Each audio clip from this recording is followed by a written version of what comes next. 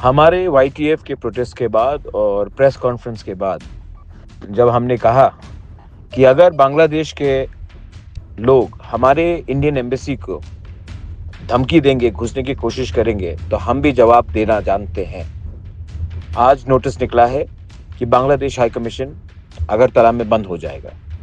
मैं वाईटीएफ के और त्रिपुरा के लोगों को बोलना चाहता हूँ, हम लोग छोटा राज्य हो सकते हैं, लेकिन अगर हम लोग एक हो जाएंगे ना पॉलिटिक्स से बड़ा बनकर, तो हमें कोई रोक नहीं सकता। आज हमने बांग्लादेश हाई कमीशन को बंद किया और हम आने वाले दिन में ये ऑफिस को खुलने नहीं देंगे जब तक हमारे माइनॉरिटीज को मारा जाएगा बांग्लादेश में, हमारे लोगों को हमारे देश के खिलाफ गलत चीज बोला जाएगा, हम चुप नहीं बैठेंगे।